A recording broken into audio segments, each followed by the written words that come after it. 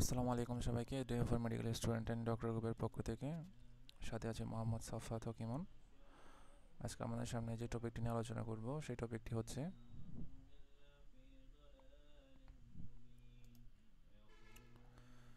Diagnosis.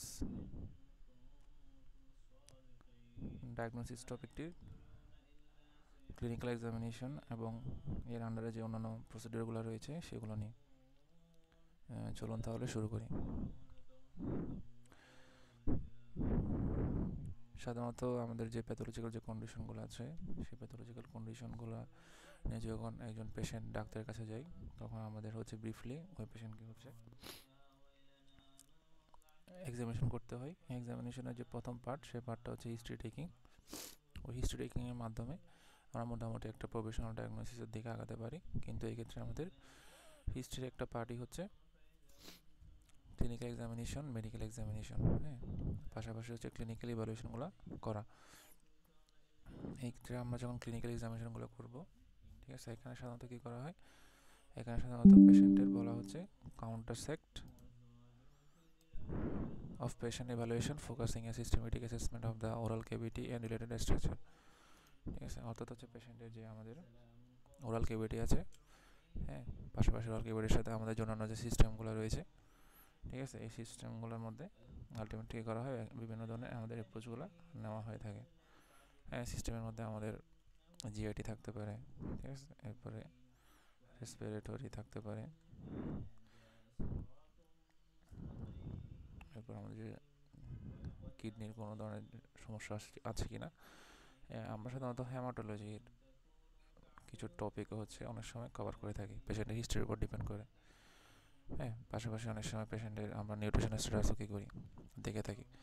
হ্যাঁ, এখন আমরা কীভাবে হচ্ছে ওভারঅল প্রসেসটাকে সিরিয়ালি দেখব তা নিয়ে জানার চেষ্টা করব।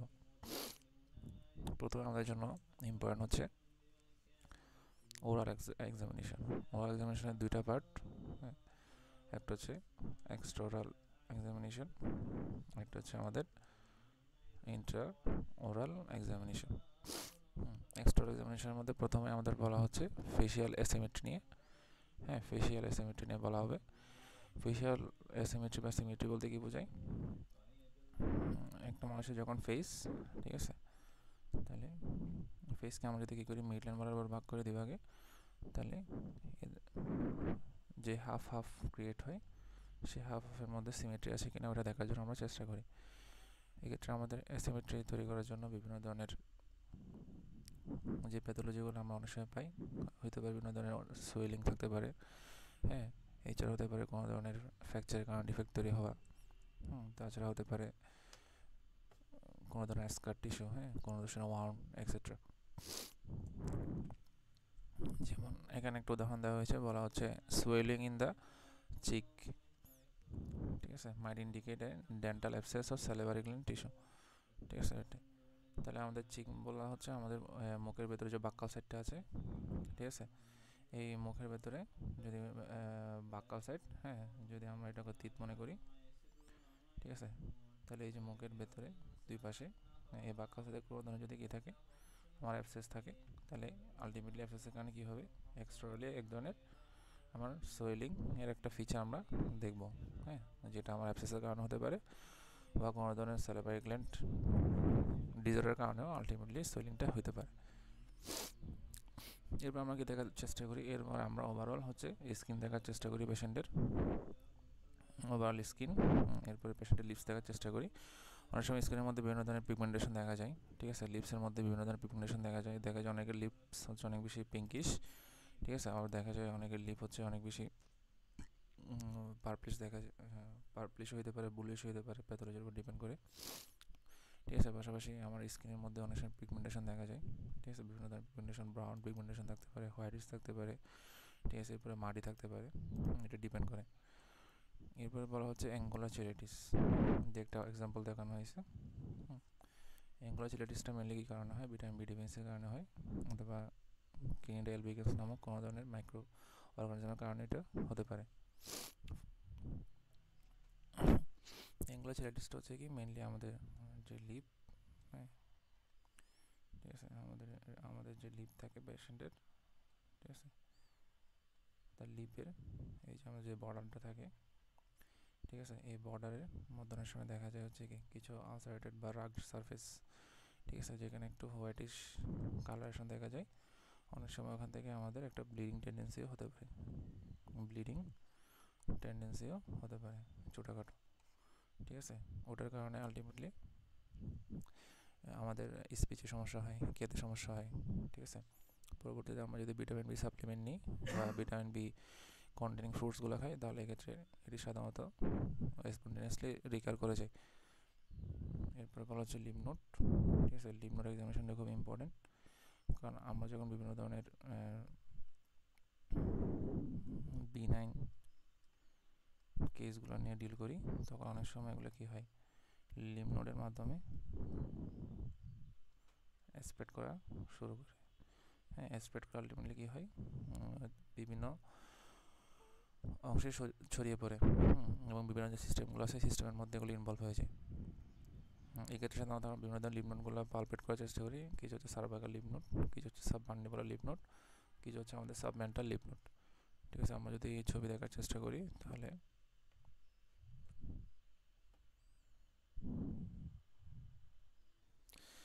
আমরা দেখতে পাচ্ছি আমাদের যে লিম্ফ নোডগুলো রয়েছে মেনলি আমাদের ওরাল ডিজিজের ক্ষেত্রে আমাদের প্রাইমারি পাতে হচ্ছে স্প্রেডেড সার্ভাইকাল লিম্ফ নোডসগুলো। এই ক্ষেত্রে সার্ভাইকাল লিম্ফ নোডসের মধ্যে আমরা সাবমেন্টাল লিম্ফ নোড পেয়ে থাকি, ঠিক আছে। এরপরে রয়েছে কিছু সাবমেন্ডিবুলার লিম্ফ নোড।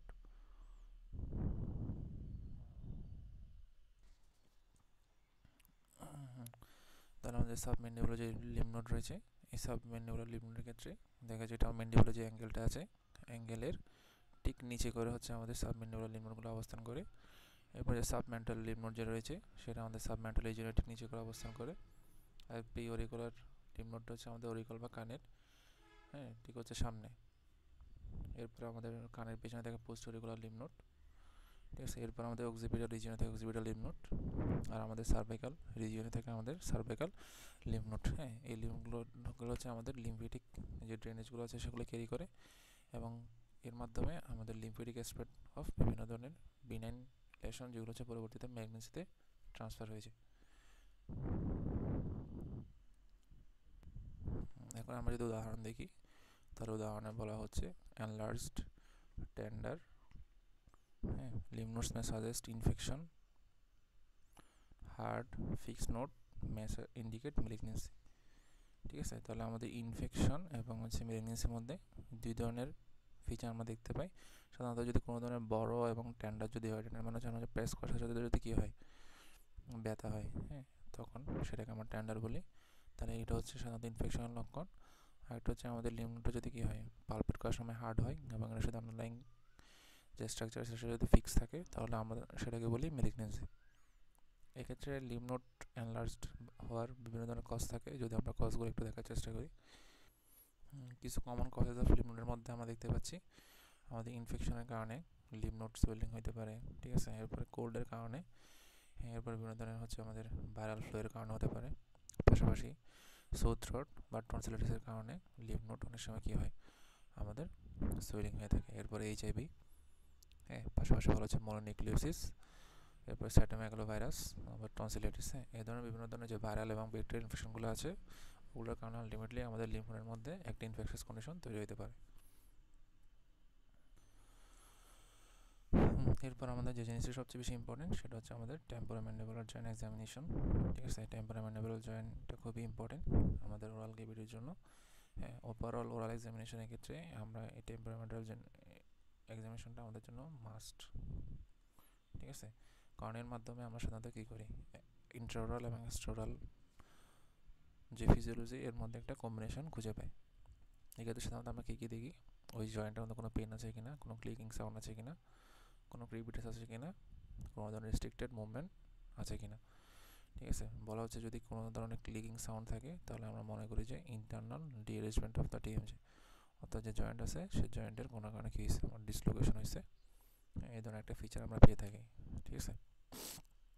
এখন যদি আমরা কিছু কজ জানতে চাই, কেন ক্লিকিং সাউন্ড হয়, কেন ক্রিপিটাস হয়, কেন রেস্ট্রিক্টেড মুভমেন্ট হয় এবং কেন পেন হয়, যদি একটু দেখি, আমরা যদি কজগুলো এভালুয়েট করার চেষ্টা করি, তাহলে আমরা দেখতে পাচ্ছি আমাদের মাসকুলার কজ থাকতে পারে।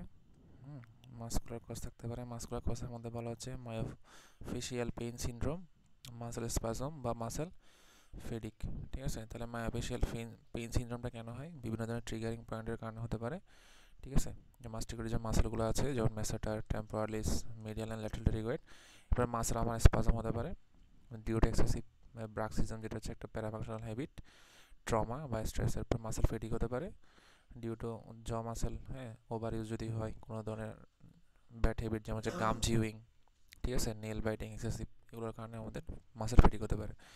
এরপরে বলা হচ্ছে কিছু জয়েন্ট ডিসঅর্ডারের কারণে হতে পারে। ডিসঅর্ডারটা বিভিন্ন কারণে হতে পারে। একটা হচ্ছে আমার ইন্টারনাল ডিঅ্যারেঞ্জমেন্টের কারণে, বিশেষ করে হচ্ছে যে আমাদের আর্টিকুলার ডিস্কটা আছে, এই আর্টিকুলার ডিস্কটা অনেক সময় কী হয়, আমাদের ডিঅ্যারেঞ্জমেন্ট হয়ে যায়, যার কারণে আমাদের ক্লিকিং সাউন্ড হওয়ার চান্স থাকে। এরপরে বলা হচ্ছে ডিস্ক প্লেসমেন্ট উইথ রিডাকশন, অর্থাৎ আমাদের ডিস্কটা কী হয়ে গেল, আলটিমেটলি ডিসপ্লেসমেন্ট হয়ে গেল। ঠিক আছে, এই ডিসপ্লেসমেন্ট হওয়ার কারণে আমাদের কী হতে পারে, ক্লিকিং সাউন্ডটা হতে পারে। এরপরে বলা হচ্ছে ডিস্ক ডিসপ্লেসমেন্ট উইথাউট রিডাকশন। ঠিক আছে, তাহলে দুই ধরনের, একটা হচ্ছে রিডাকশন উইথ, একটা হচ্ছে উইথাউট রিডাকশন। ঠিক আছে, তাহলে উইথাউট রিডাকশন যদি হয় তাহলে এক্ষেত্রে বলা হচ্ছে আমাদের কী থাকে, রেস্ট্রিক্টেড জ মুভমেন্ট এবং লকিং সাউন্ড দেখা যায়। অর্থাৎ তখন আমাদের যদি মুখ বন্ধ থাকে তাহলে মুখ খোলা যায় না, এবং যদি কী থাকে, মুখ খোলা থাকে তখন মুখ বন্ধ করা যায় না। এরপরে বলা হচ্ছে ডিজেনারেটিভ কন্ডিশন, অর্থাৎ কোনো কারণে আমাদের বোন ফর্মেশন যদি কী হয়, ঠিক মতো না হয়, যেমন অস্টিওআর্থ্রাইটিস, তাহলে বোন ফর্মেশন হচ্ছে লস বেশি হচ্ছে। এরপরে রিউমাটয়েড আর্থ্রাইটিস। ঠিক আছে, তাহলে অটোইমিউন একটা ইনফ্ল্যামেটরি ডিজিজ, যার কারণে আলটিমেটলি কী হচ্ছে, আমাদের পেইন, তার সোয়েলিং এবং রেস্ট্রিক্টেড মুভমেন্ট হচ্ছে। এরপরে ট্রমা, ডিরেক্ট ইঞ্জুরির কারণে হতে পারে, মাইক্রো ট্রমার কারণেও আস্তে আস্তে আমাদের কী হতে পারে, পেইন সোয়েলিং এগুলো ডেভেলপ করতে পারে। এরপরে বিভিন্ন ধরনের ইনফেকশনস এবং ইনফ্ল্যামেটরি কন্ডিশন, যেমন বলা হচ্ছে সাইনোভাইটিস, ক্যাপসুলাইটিস, সেপটিক আর্থ্রাইটিস। ঠিক আছে, সাইনোভাইটিস মানে হচ্ছে আমাদের সাইনোভিয়াল যে পার্ট রয়েছে টিএমজের, ওখানে যদি কোনো কারণে ইনফ্লামেশন হয়। আর ক্যাপসুলারিস হচ্ছে কি টিএমজের যে ক্যাপসুলার পার্ট রয়েছে, ওখানে যদি কোনো কারণে যদি কেউ ইনফ্লামেশন হয়। এবার সেপটিক আর্থ্রাইটিসটা হচ্ছে কি আলটিমেটলি আমাদের যে ব্লাড স্ট্রিম রয়েছে বোনের ভিতরে, ওর কারণে যদি কী হয়, কোনো ধরনের ইনফ্লামেটরি কন্ডিশন সৃষ্টি হয়। এরপরে বলা হচ্ছে developmental and structural abnormalities in condylar hypoplasia or hyperplasia, অর্থাৎ আমাদের কন্ডাইলার যে পোর্শনটা রয়েছে টিএমজের, এর মধ্যে যদি কোনো কারণে হাইপারপ্লাস্টিক বা হাইপোপ্লাস্টিক চেঞ্জ হয় তখনও কী হতে পারে, আমাদের জ মুভমেন্টের সমস্যা হতে পারে। এরপরে আমাদের কমনলি যেটা আমরা দেখতে পাই এটা হচ্ছে ক্যালোসিস। ঠিক আছে, অর্থাৎ আমাদের টিএমজেতে আলটিমেটলি কী হয়, ফিউশন হয়ে যায়, মানে সারাউন্ডিং বোন বা আর্টিকুলার ডিস্কের সাথে। এটা কী কারণ হতে পারে, ট্রমার কারণ হতে পারে, ইনফেকশনের কারণ হতে পারে, এবং আর্থ্রাইটিসের কারণেও হতে পারে। এরপরে বলা হচ্ছে নিওলজিক্যাল অ্যান্ড সাইকোলজিক্যাল বিভিন্ন ধরনের কজ। ঠিক আছে, একটা কমন হচ্ছে কি ট্রাইজেমিনাল নিওলজিয়া, এটা খুব কমনলি আমরা পেয়ে থাকি পেশেন্টের, যার কারণে পেশেন্ট এক ধরনের শার্প পেন ফিল করে টিএমজি রিজিয়নের মধ্যে ডিউ টু নার্ভ ইরিটেশন। ঠিক আছে, এই ক্ষেত্রে বিভিন্ন ধরনের ট্রিগার পয়েন্ট থাকে নার্ভে, যার কারণে আলটিমেটলি কী হয়, ট্রাইজেমিনাল নিওলজিয়াটা ক্রিয়েট হয়। এরপরে বলা হচ্ছে সাইকোলজিক্যাল স্ট্রেস, অনেক সময় স্ট্রেসের কারণে কী হতে পারে, আমাদের টিএমজি পেন হতে পারে। টিএমজি এক্সামিনেশনের পরে আমরা চলে আসি আমাদের ইন্টারনাল এক্সামিনেশনে। ইন্টারনাল এক্সামিনেশনের মধ্যে আমরা সাধারণত যা যা দেখি, একটা হচ্ছে সফট টিস্যু। ঠিক আছে, এরপর একটা হচ্ছে আমাদের হার্ড টিস্যু। হার্ড টিস্যুর মধ্যে আমাদের মেনলি হচ্ছে কি তিত। ঠিক আছে, এর মধ্যে আমরা সফট টিস্যু যদি দেখি, সফট টিস্যুর মধ্যে আমাদের কী কী আছে ইন্টারনাল এক্সামিনেশনের ক্ষেত্রে, আমাদের মেনলি বাক্কাল মিকুচা, তারপর হচ্ছে টাং, এরপরে বলা হচ্ছে ফ্লোর অফ দ্য মাউথ। ঠিক আছে, এরপরে হচ্ছে hard and the soft palate, এরপরে বলা হচ্ছে ওরোফেরিংস। আমরা এইসব জায়গার মধ্যে সাধারণত কোনো ধরনের সোয়েলিং আছে কিনা, কোনো ধরনের আলসারেশন আছে কিনা, কোনো ধরনের পিগমেন্টেশন আছে কিনা, এগুলো দেখার চেষ্টা করি। এবং এর উপর ডিপেন্ড করে আমাদের বিভিন্ন ধরনের কী হয়, মিউকোকিউটেড শ্লেষ্মা তৈরি হয়। এর মধ্যে একটি হচ্ছে লিউকোপ্লাকিয়া, যেটা আলটিমেটলি কী হতে পারে, একটা প্রি ক্যান্সারের শ্লেষ্মা হিসেবে আবির্ভূত হয়, পরবর্তীতে এটা ক্যান্সারে কনভার্ট হওয়ার চান্স থাকে। এছাড়া বিভিন্ন ধরনের আলসার দেখতে পাই, এটা আমাদের ট্রমার কারণে হতে পারে। ঠিক আছে, অথবা হচ্ছে আমাদের ইমিউনিটি যে আছে, ওই ইমিউনিটি যদি লস হয় তখন এই ধরনের আলসারেশন অনেক সময় দেখা যায়। এরপরে বলা হচ্ছে তিত। তিতের মধ্যে আমরা সাধারণত কী কী দেখি, তিতের মধ্যে আমরা দেখি হচ্ছে কোনো ধরনের কেরিস আছে কিনা, কোনো ধরনের তিতের মধ্যে ফ্র্যাকচার আছে কিনা, কোনো ফিলিং করা হয়েছে কিনা তিতের মধ্যে, এবার কোনো ধরনের এট্রিশন করা আছে কিনা, ইরোশন আছে কিনা। ঠিক আছে, আর তিতের অ্যালাইনমেন্ট ঠিক আছে কিনা, এবং মিসিং তীর আছে কিনা বা অ্যাবসেন্ট তীর আছে কিনা। ঠিক আছে, এরপরে বলা হচ্ছে পেরন্টাল টিস্যু। পেরিওডন্টাল টিস্যুর মধ্যে সাধারণত আমাদের দাঁতের আশেপাশে যে পেরিওডন্টাম আছে ওখানে আমরা কী করি, পেরিওডন্টাল হেলথটা চেক করার চেষ্টা করি। এই ক্ষেত্রে আমাদের জিঞ্জিভাল হেলথ, ঠিক আছে। এরপরে হচ্ছে পেরিওডন্টাল যে পকেট ডেপথ, হ্যাঁ, পাশাপাশি ব্লিডিং আছে কিনা প্রোব দিয়ে যদি আমরা কী করি ওই জায়গায় টাচ করি, এবং দুধের মোবিলিটি আছে কিনা আমরা চেক করার চেষ্টা করি, ঠিক আছে। যদি বলা হচ্ছে কোনো কারণে যদি কী হয় প্রোবিং করার পর ব্লিডিং হয়, তাহলে বুঝতে হবে ওখানে কী আছে, পেরিওডন্টাল ডিজিজের ফিচার আছে। এরপর আমরা চলে যাই ওভারঅল ক্লিনিক্যাল এক্সামিনেশন শেষ করার পরে মেডিকেল এক্সামিনেশনে। হ্যাঁ, মেডিকেল এক্সামিনেশনের ক্ষেত্রে আমরা সাধারণত কী করি, আমরা এর মধ্যে কিছু মেন কম্পোনেন্ট ভাইটাল সাইনগুলো দেখার চেষ্টা করি, ঠিক আছে। এরপর আমরা সিস্টেম ইকুয়েস কী করি, ইভালুয়েট করার চেষ্টা করি। এক্ষেত্রে আমাদের জন্য সবচেয়ে বেশি ইম্পর্টেন্ট হচ্ছে কার্ডিওভাস্কুলার সিস্টেম এবং হচ্ছে আমাদের এন্ডোক্রাইন সিস্টেম। হ্যাঁ, ভাইটাল সাইনের মধ্যে আমরা সাধারণত আমাদের যে ব্লাড প্রেশার আছে ওই ব্লাড প্রেশারটা ম্যানেজ করার চেষ্টা করি, ঠিক আছে। পালস রেটটা ম্যানেজ করার চেষ্টা করি, রেসপিরেটরি রেটটা কী করি ম্যানেজ করার চেষ্টা করি, এবং টেম্পারেচারটা কী করি ম্যানেজ করার চেষ্টা করি, ঠিক আছে। এক্ষেত্রে আমরা ম্যানেজ করার চেষ্টা করি যাতে করে কী করা, যখন আমরা কোনো ডেন্টাল প্রসিডিওর করি তাহলে যাতে কী করা হয় এই ধরনের যে অ্যাবনর্মালিটিসগুলো তৈরি হয় এগুলো যাতে আমরা কী করতে পারি একটা ইমিডিয়েট সলিউশন বের করতে পারি, যাতে করে পেশেন্ট কী করে কোনো কারণে ক্ষতিগ্রস্ত না হয়, ঠিক আছে। এখন আমরা যদি সিস্টেমিক রিভিউতে যাই, সিস্টেমিক রিভিউর মধ্যে আমরা যে কার্ডিওভাস্কুলার সিস্টেম, হ্যাঁ, কার্ডিওভাস্কুলার সিস্টেমের মধ্যে মেনলি আমরা ডেন্টালের যে পার্সপেক্টিভ ওখান থেকে কোনো ধরনের চেস্ট পেন বা এনজাইন আছে কিনা বা কোনো ধরনের পালপিটেশন হচ্ছে কিনা ওটা দেখার চেষ্টা করি, হ্যাঁ। এবং পেশেন্টের হিস্ট্রিতে অবশ্যই আমরা দেখি হচ্ছে পেশেন্টের এমআইয়ের কোনো ফিচার আছে কিনা, হ্যাঁ, ঠিক আছে। কারণ আমাদের ডেন্টালের ক্ষেত্রে এমআইটা অনেক সময় কী করে কন্ট্রা ইন্ডিকেশন হিসেবে কাজ করে, হ্যাঁ। যেমন ডেন্টালে কোন কোন ক্ষেত্রে আমাদের এমআইটা হচ্ছে ইম্পর্টেন্ট, হ্যাঁ, আমাদের কনসিডারেশন রাখতে হয়। আমরা যদি একটু দেখার চেষ্টা করি তার আমরা দেখতে পাচ্ছি প্রথমে medical consideration of dental treatment, ঠিক আছে। একটা হচ্ছে আমাদের মেডিকেল কনসিডারেশন, প্রথমত আমাদের হিস্ট্রি, ঠিক আছে। বলা হচ্ছে একটা পেশেন্টের যদি আমার কি থাকে এমআইয়ের হিস্ট্রি থাকে তাহলে আমাদের এক্ষেত্রে ওর কী করতে হবে, অবশ্যই ড্রাগ হিস্ট্রিটাও নিতে হবে। ও কী ধরনের অ্যান্টিগুলোকে নিচ্ছে কিনা, বিটা ব্লকার খাচ্ছে কিনা, হ্যাঁ, কোনো ধরনের নাইট্রেটস এবং স্টেটিনস খাচ্ছে কিনা, ঠিক আছে। এরপর আমরা দেখতে পাই টাইমিং, হ্যাঁ, অর্থাৎ এমআইয়ের পেশেন্টের ক্ষেত্রে সাধারণত কী করা হয় অ্যাটলিস্ট 6 মাস ডিলে করা হয়ে থাকে যাতে করে রিইনফেকশন হওয়ার চান্স না থাকে, ঠিক আছে। এরপরে বলা হচ্ছে স্ট্রেস অ্যান্ড অ্যাংজাইটি ম্যানেজমেন্ট। হ্যাঁ, আমার পেশেন্টের ক্ষেত্রে সাধারণত স্ট্রেস অনেক বড় একটা কন্ট্রিবিউটর ফ্যাক্টর হিসেবে কাজ করে, ঠিক আছে। এক্ষেত্রে আমরা যখন পেশেন্টকে ডিল করব তাহলে আমাদের কী করতে হবে, শর্ট মর্নিং অ্যাপয়েন্টমেন্ট দিতে হবে, এবং স্ট্রেস কন্ট্রোল করার জন্য আমরা কী করতে পারি নাইট্রাস অক্সাইড সলিউশন দিতে পারি অথবা বেনজোডায়াজেপিন দিতে পারি যদি দরকার হয়। পাশাপাশি আমাদের ভাইটাল সাইনটা মেনটেন করতে হবে। এক্ষেত্রে মেনলি আমাদের ব্লাড প্রেশার এবং হচ্ছে অক্সিজেন লেভেলটা সবসময় কী থাকতে হবে, আমাদের নর্মাল রাখার চেষ্টা করতে হবে, হ্যাঁ, বা নর্মাল আছে কিনা চেক করতে হবে ডিউরিং ট্রিটমেন্ট। এরপর আমরা যখন লোকাল অ্যানেস্থেসিয়া ইউজ করব, লোকাল অ্যানেস্থেসিয়া ইউজ করার ক্ষেত্রে আমাদের অবশ্যই কী করতে হবে, হাই ডোজ অ্যাড্রিনালিন বা এপিনেফ্রিন আমাদের অ্যাভয়েড করতে হবে, ঠিক আছে। আমরা এক্ষেত্রে কী করবো, লিমিট রাখার চেষ্টা করব, ঠিক আছে। এবং বলা হচ্ছে আমরা ইউজ বেসোকনস্ট্রিক্টর উইথ কশন, ঠিক আছে। অর্থাৎ আমরা যখন অ্যাড্রিনালিন ইউজ করবো তখন আমাদের অবশ্যই কী করতে হবে, বেসোকনস্ট্রিক্টরটাকে কশাস ইউজ করতে হবে। যেমন বলা হচ্ছে এক্ষেত্রে সবচেয়ে সেফ হলো কি মেভিবারকেন ইউজ করা আর প্রিলোকেন 4%টা ইউজ করা অ্যাড্রিনালিনের চেয়ে, ঠিক আছে, লিডোকেনের চেয়ে, সরি, হ্যাঁ। এরপরে বলা হচ্ছে অ্যান্টিকোয়াগুলেশন এবং ব্লিডিং রিস্ক, হ্যাঁ। তাহলে পেশেন্ট যদি কি থাকে অ্যান্টিপ্লাটেলের উপর থাকে, এসপিরিন, কোপিডেগ্রোল বা অ্যান্টিকোয়াগুলেন্টের উপর থাকে, তাহলে এক্ষেত্রে আমাদের অবশ্যই কী করতে হবে, আয়নার চেক করতে হবে, ঠিক আছে। এরপর আয়নার হচ্ছে একটা ইন্টারন্যাশনাল নর্মালাইজড রেশিও, হ্যাঁ, যেটা হচ্ছে আলটিমেটলি কী করে এই ধরনের ড্রাগগুলোর ক্ষেত্রে একটা ভ্যালু সেট করে, এবং এই ভ্যালুর উপর ডিপেন্ড করে আমরা কী করি ট্রিটমেন্ট প্রোটোকলে আগাই বা আগাই না, হ্যাঁ, স্টপ করি আপাতত।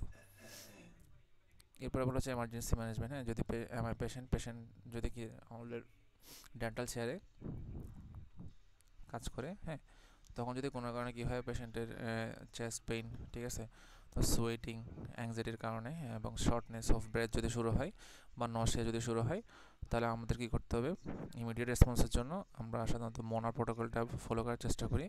এক্ষেত্রে প্রথম হচ্ছে আমাদের মানে মরফিন, যেটা সাধারণত আমরা হসপিটাল সেটিংয়ে দিয়ে থাকি। যদি স্পেশালাইজড ডেন্টাল চেম্বার না হয় তাহলে আমাদের মেন কাজ হচ্ছে কী করা, প্রথমেই আমাদের হসপিটালে পেশেন্টকে ট্রান্সফার করে দেওয়া, হ্যাঁ। এরপর আমরা কী করি অক্সিজেন স্যাচুরেশনটা মেনটেন করার চেষ্টা করি, ঠিক আছে, নাইট্রোগ্লিসারিন দেওয়ার চেষ্টা করি সাবলিঙ্গুয়ালি, ঠিক আছে। এরপরে স্প্রেন দেওয়ার চেষ্টা করি, যেটা হচ্ছে আমাদের চিউয়েবল, যখন পেশেন্ট কি থাকে কনসাসে স্টেটে চলে আসে। এরপর আমরা দেখার চেষ্টা করবো পেশেন্টের এন্ডোক্রাইন সিস্টেম। এন্ডোক্রাইন সিস্টেমের মধ্যে আমাদের মেইনলি সবচেয়ে বেশি ইম্পর্টেন্ট হচ্ছে কি ডায়াবেটিস, ঠিক আছে। এরপর হচ্ছে থাইরয়েড, হ্যাঁ, এই দুটো খুবই ইম্পর্টেন্ট। কারণ ডায়াবেটিস পেশেন্টে আলটিমেটলি কী থাকে, মেইন যেটা সমস্যাটা হচ্ছে ডিলেড ওয়ান হিলিং থাকে, ঠিক আছে। যার কারণে আমরা যখন কী করি কোনো ধরনের সার্জিক্যাল প্রসিডিওর বা হ্যাঁ এই ধরনের ব্লিডিং হয়, এই ধরনের যখন প্রসিডিওরগুলো করার চেষ্টা করি তখন কী হতে পারে, ডিলেড ওয়ান হিলিংয়ের কারণে পেশেন্টের যে স্টেটটা কী হতে পারে, আমাদের নর্মালে আসতে সময় লাগতে পারে, ঠিক আছে। এরপর থাইরয়েডের সাথে আমাদের কী সমস্যা হয় ডেন্টালে সাধারণত, তাহলে আমরা দেখতে পাচ্ছি হাইপারথাইরয়েডিজমের কারণে সাধারণত পেশেন্টের যে সমস্যাগুলো হয় এগুলো হচ্ছে increase risk of periodontal disease, এরপর অস্টিওপোরোসিস অফ দ্য জ, ঠিক আছে। পাশাপাশি বলা হচ্ছে আমার accelerated dental eruption in children, অর্থাৎ early eruption of the tooth হয় এবং early shedding of the tooth হয়, যার কারণে সময় দেখা যায় হচ্ছে কি আমাদের ম্যালওক্লুশন ডেভেলপ করে। এরপরে ইনক্রিজ সেন্সিটিভিটি টু পেইন, অনেক বেশি কী থাকে, পেইন সেন্সিটিভ থাকে, যার কারণে প্রসিডিওর যে কোনো ডেন্টাল প্রসিডিওরে কী হয় অনেক বেশি সমস্যা হয় এবং ওরা টক্সিক থাকে, হ্যাঁ। এরপরে হাইপোথাইরয়েডিজমের ক্ষেত্রে সাধারণত এদের লার্জ টাং থাকে, যেটার কারণে ওদের স্পিচ ডিফিকাল্টি হয় এবং প্রসিডিওর অনেক সময় দেখা যায় টাঙের কারণে আমরা আরসিটি বলো বা ফিলিং বলো এগুলোতে কী হতে পারে, সমস্যা হতে পারে, হ্যাঁ। এরপরে বলা হচ্ছে ডিলেড ইরাপশন থাকে, ঠিক আছে। তাহলে এদের দেখা যায় হচ্ছে ডিলেড ইরাপশন হয়, পাশাপাশি জিরোস্টেমের একটা ফিচার থাকতে পারে যেটার কারণে আমাদের কেরিসোর চান্স অনেক বেড়ে যায়, পাশাপাশি পোর ওয়াউন্ড হিলিং, ঠিক আছে, যার কারণে আমরা এক্সট্রাকশন বা হচ্ছে কি সার্জারির পরে দেখা যায় হচ্ছে কি এদের ওয়াউন্ডটা হিল হতে অনেক বেশি সময় লাগতেছে। এরপর আমরা দেখার চেষ্টা করবো হচ্ছে রেসপিরেটরি সিস্টেম, হ্যাঁ। রেসপিরেটরি সিস্টেমের মধ্যে আমরা সাধারণত যা দেখার চেষ্টা করি, রেসপিরেটরি সিস্টেমের মধ্যে আমরা দেখার চেষ্টা করি হচ্ছে পেশেন্টের হচ্ছে ওই অ্যাসমা এবং হচ্ছে ব্রিদিং প্যাটার্নটা, ঠিক আছে। পেশেন্টের হচ্ছে কোনো ধরনের শর্টনেস অফ ব্রেথ আছে কিনা এবং কাফের কোনো হিস্ট্রি আছে কিনা, ঠিক আছে। এগুলোর কারণে আমরা সাধারণত কি ডেন্টাল প্রসিডিওরের ক্ষেত্রে কিছুটা শিথিলতা মেনটেন করি এবং হচ্ছে পেশেন্ট হচ্ছে সুস্থ হওয়ার পরে আলটিমেটলি কী করি, আমরা পেশেন্টকে ফলো আপ বা ট্রিটমেন্টের ডেটটা দিই। এরপরে আমরা চলে যাবো হচ্ছে ল্যাবরেটরি টেস্টে। ল্যাবরেটরি টেস্ট অনেক বেশি গুরুত্বপূর্ণ। সাধারণত আমরা যে কমন টেস্টগুলো করে থাকি blood test, urine analysis etcetera, আর স্পেসিফিক ইনভেস্টিগেশনগুলো হচ্ছে আমরা পেশেন্টের যে প্যাথোলজিগুলো দেখি ওই প্যাথোলজির উপর ডিপেন্ড করে দিয়ে থাকি, হ্যাঁ। কিছু কমন স্পেসিফিক ইনভেস্টিগেশন আমরা ডেন্টালের ক্ষেত্রে করে থাকি, এগুলো হচ্ছে প্রথমেই যদি আমরা দেখি তাহলে আমাদের যে ইনভেস্টিগেশনটি আসে সেটি হচ্ছে রেডিওগ্রাফিক এক্সামিনেশন, হ্যাঁ। রেডিওগ্রাফিক এক্সামিনেশনের ক্ষেত্রে আমরা ইন্ট্রাওরাল রেডিওগ্রাফ এবং হচ্ছে এক্সট্রাওরাল রেডিওগ্রাফ দুইটাই দেখার চেষ্টা করি। এর মধ্যে ইন্ট্রাওরালের মধ্যে কমনলি আমরা পেরিভিক্যাল এক্সরে করার চেষ্টা করি, এরপরে হচ্ছে আমাদের বায়োটিক এক্সরে করার চেষ্টা করি, পাশাপাশি অক্লুসাল এক্সরে করার চেষ্টা করি। পেরিভিক্যাল এক্সরের মাধ্যমে আমরা ডেন্টাল কেরিস আছে কিনা, ওদের রুট ফ্র্যাকচার আছে কিনা এবং ইনফেকশন আছে কিনা দেখার চেষ্টা করি, আর বায়োটিক এক্সরের মাধ্যমে পেরিওডন্টাল ডিজিজের ফিচারগুলো আমরা জানার চেষ্টা করি, আর অক্লুসাল এক্সরের মাধ্যমে কোনো ইনফেকশন আছে কিনা জয়ের মধ্যে, কোনো ফ্র্যাকচার আছে কিনা, কোনো সিস্ট আছে কিনা এটা দেখার চেষ্টা করি। এরপর এক্সট্রা ওরাল রেডিওগ্রাফির মধ্যে আমরা সাধারণত ওপিজিটা হচ্ছে আমাদের একটা কমন এক্সরে, মোস্ট কমনলি ডান, হ্যাঁ, যেটার মাধ্যমে আমরা একটা ওভারঅল একটা ভিউ পেয়ে যাই, হ্যাঁ, টুথ এবং সারাউন্ডিং স্ট্রাকচার এবং বোথ জ নিয়ে। এরপরে ল্যাটারাল সেফালোগ্রাম করার চেষ্টা করি, যেটা সাধারণত আমাদের অর্থোডন্টিক অ্যানালাইসিসে হেল্প করে, ঠিক আছে। এরপর সিবিসিটি খুবই ইম্পর্টেন্ট একটা অ্যাডভান্সড ইমেজিং টেকনিক, যেখানে আমরা কী পাই 3D ইমেজিং পাই যে কোনো লাইসন বা হচ্ছে যে কোনো টুথের, হ্যাঁ। এরপর সিটি স্ক্যান এবং এমআরআই করার চেষ্টা করি, যেটা হচ্ছে আমাদের যে সিভিয়ার ট্রমা কেসগুলো রয়েছে বা ফ্র্যাকচারের কেসগুলো রয়েছে ওখানে। এরপর ল্যাবরেটরি ইনভেস্টিগেশনের মধ্যে আমরা সাধারণত বলা হচ্ছে সিবিসি করার চেষ্টা করি, কমপ্লিট ব্লাড কাউন্ট, এরপরে ব্লিডিং টাইম, ক্লটিং টাইম, হ্যাঁ। এরপরে বলা হচ্ছে প্রথম মিন টাইম দেখার চেষ্টা করি, আয়নার দেখার চেষ্টা করি, যেগুলো এমআই পেশেন্টের জন্য স্পেসিফিক আমরা করে থাকি। এরপরে HbA1c খুবই ইম্পর্টেন্ট, হ্যাঁ। আলটিমেটলি এটা হচ্ছে কি পেশেন্টের long term blood sugar control আছে কিনা এটা দেখার জন্য চেষ্টা করে, যেটা আমাদের ওয়াউন্ড হিলিংয়ের ক্ষেত্রে একটা ইন্ডিকেশন হিসেবে কাজ করে বা একটা প্যারামিটার হিসেবে কাজ করে। এরপরে মাইক্রোবায়োলজিক্যাল এক্সামিনেশনের ক্ষেত্রে আমরা সাধারণত পেশেন্টের ওরাল সব যাদের হচ্ছে রেসপিরেটরি ডিজিজ ওদের ক্ষেত্রে করতে পারি, পাশাপাশি পিসিআরও করতে পারি, ঠিক আছে, যাদের হ্যাপাটাইটিস এবং টিবির এক্সপোজার আছে ওদের ক্ষেত্রে। এরপরে বায়োকেমিক্যাল এক্সামিনেশনের ক্ষেত্রে আমরা স্যালাইভারি পিএইচ জানার জন্য সাইলোগ্রাফি করতে পারি, পাশাপাশি ক্যালসিয়াম এবং ফসফরাস লেভেলটা দেখতে পারি, যাদের থাইরয়েড পেশেন্ট আছে ওদের ক্ষেত্রে খুবই ইম্পর্টেন্ট, হ্যাঁ, বা অস্টিওপোরোসিস পেশেন্ট আছে ওদের ক্ষেত্রে ইম্পর্টেন্ট, ঠিক আছে। এরপরে বলা হচ্ছে অ্যালকালাইন ফসফেটেস লেভেলটা আমরা দেখতে পারি। সাধারণত বলা হচ্ছে প্যাজেটস ডিজিজ নামে একটা ডিজিজ আছে, এই ডিজিজের ক্ষেত্রে আমাদের এই এএলপি টেস্টটা করতে হয়। এরপর আমাদের মোস্ট কমন যে এক্সামিনেশন বা ইনভেস্টিগেশন এর মধ্যে রয়েছে বায়োপসি এবং সাইটোলজি। বায়োপসিটা আমাদের যে কোনো ধরনের লেশনের ক্ষেত্রে আমরা যখনই মেলিগন্যান্ট নাকি ভিনাইন এটা হচ্ছে কনফার্মেটরি চাই তখনই আমাদের দরকার হয়, ঠিক আছে। এরপরে কিছু স্পেশাল ইনভেস্টিগেশন রয়েছে যেখানে আছে পাল্প টেস্টিং, ঠিক আছে। এটাই আমরা কোল্ড, হিট এবং ইলেকট্রিকে 3 ভাগে করতে পারি, হ্যাঁ। এরপরে রয়েছে কিছু টিএমজে, ডিজঅর্ডারের ক্ষেত্রে টিএমজে ইমেজিং এমআরআইয়ের মাধ্যমে করতে পারি বা আর্থ্রোস্কোপির মাধ্যমে করতে পারি, ঠিক আছে। এছাড়া যে এসজগ্রেন সিনড্রোম রয়েছে, এসজগ্রেন সিনড্রোমের ক্ষেত্রে আমরা যে ড্রাই মাউথের কন্ডিশনটা জানার জন্য স্যালোগ্রাফি বা স্যালাইভারি ফ্লোরেড টেস্ট করে দেখতে পারি, পাশাপাশি কেরি সাবসিটেবিলিটি টেস্ট দেখার জন্য আমরা যে কেরোজেনিক ব্যাকটেরিয়াগুলো রয়েছে, ঠিক আছে, এই কেরোজেনিক ব্যাকটেরিয়া কালচার করে দেখতে পারি। এভাবে আমরা যে স্পেশাল ইনভেস্টিগেশন রয়েছে এগুলোকে বিভিন্ন পার্সপেক্টিভে আমরা করার চেষ্টা করি, ঠিক আছে। এরপরে আমাদের চলে আসা হচ্ছে মেডিকেশন হিস্ট্রি, এটা আরও বেশি ইম্পর্টেন্ট। মেডিকেশন হিস্ট্রির ক্ষেত্রে সাধারণত আমরা যে মেডিকেশনগুলোর হিস্ট্রি নিয়ে থাকি, প্রথমত আমরা পেশেন্ট কোনো অ্যান্টিকোয়াগুলেন্ট খাচ্ছে কিনা, এরপর অ্যান্টিপ্লাটেলেট ড্রাগ খাচ্ছে কিনা, ঠিক আছে, যেটা হচ্ছে আমাদের ব্লিডিং টেন্ডেন্সিটাকে কী করে রেগুলেট করার চেষ্টা করে, হ্যাঁ। এরপরে আমরা দেখি পেশেন্টের কোনো অ্যান্টিহাইপারটেনসিভ ড্রাগ খাচ্ছে কিনা, ঠিক আছে। এরপরে আমরা দেখি হচ্ছে অ্যান্টিহাইপারটেনসিভ ড্রাগের মধ্যে বিটা ব্লকার, ঠিক আছে, তারপর হচ্ছে ক্যালসিয়াম চ্যানেল ব্লকার, হ্যাঁ, এসি ইনহিবিটর, ডায়াবেটিক্স। এরপর ডায়াবেটিক মেডিকেশনের ক্ষেত্রে সাধারণত মেটফর্মিক আছে কিনা এবং ইনসুলিন নিচ্ছে কিনা, ডোজ কত করে নিচ্ছে, এগুলো আমরা জানার চেষ্টা করি, ঠিক আছে। এরপরে হচ্ছে কর্টিকোস্টেরয়েড, হ্যাঁ, কোনো ধরনের হচ্ছে কি আমার স্টেরয়েড ইনটেক আছে কিনা পেশেন্টের, এটা আমরা কী করে জানার চেষ্টা করি, কারণ এটা কারণে হতে পারে আমাদের ডিলেড হিলিং হতে পারে, অস্টিওপোরোসিস হতে পারে এবং ইনক্রিজড ইনফেকশন হওয়ার চান্স থাকে। এরপরে আমরা হচ্ছে পেশেন্টের হচ্ছে বিসফসফোনেট ড্রাগ নিচ্ছে কিনা, ঠিক আছে, যেটা আমাদের কী করে অস্টিওনেক্রোসিস করার একটা অনেক বড় চান্স থাকে, ঠিক আছে, যেটা সাধারণত আমাদের ক্যান্সার পেশেন্টে কী করা হয় ইউজ করা হয়ে থাকে।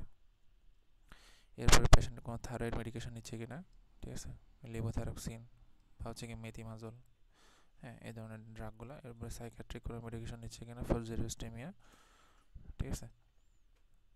এক্ষেত্রে এসএসআরআই রয়েছে, অ্যান্টিসাইকোটিক ড্রাগ রয়েছে, বেনজোডায়াজেপিন রয়েছে যে সেডিশন হিসেবে কাজ করে, পাশাপাশি কোনো ইমিউন সাপ্রেসেন্ট নিচ্ছে কিনা, ঠিক আছে। ইমিউন সাপ্রেসেন্ট নিলে আলটিমেটলি আমাদের ইনফেকশনের যে চান্সটা ওই চান্সটা থেকেই যায়, ঠিক আছে, এবং ইনফেকশন হওয়ার বা হসপিটাল মেডিকেটারও ইনফেকশন হওয়ার বা সাইড ইনফেকশন হওয়ার চান্স থাকে। এরপরে কোনো ধরনের ক্যান্সার থেরাপি নিয়েছে কিনা বা এই জন্য কোনো ড্রাগ নিচ্ছে কিনা, কেমোথেরাপি, রেডিওথেরাপি, হ্যাঁ, এগুলোর ডিউরেশন, ঠিক আছে, এবং কয় ডোজ নিয়েছে এগুলো আমাদের জানতে হয়। এরপরে আমরা ওভারঅল একটা ক্লিনিক্যাল ডায়াগনোসিসে চলে যাই, ঠিক আছে, যেটা আমাদের কী করে সিস্টেমিক ইভ্যালুয়েশন ডাটাগুলো গ্যাদার করার চেষ্টা করে পেশেন্টের হিস্ট্রি এবং হচ্ছে ক্লিনিক্যাল এক্সামিনেশন এবং হচ্ছে ইনভেস্টিগেশন থেকে, ঠিক আছে। এরপর আমরা যে কমন সিমটমগুলো পাই ওগুলোর মাধ্যমে একটা ডিফারেন্সিয়াল ডায়াগনোসিসে যাই। এই ডিফারেন্সিয়াল ডায়াগনোসিসের ক্ষেত্রে আমরা কী করি একটা লিস্ট অফ পসিবল কন্ডিশন করার চেষ্টা করি, ঠিক আছে। এরপর কিছু আমরা স্পেসিফিক ইনভেস্টিগেশনের মাধ্যমে ডিফিনিটিভ ডায়াগনোসিসে যাওয়ার চেষ্টা করি। আজকে এ পর্যন্তই, সবাইকে ধন্যবাদ, আসসালামু আলাইকুম।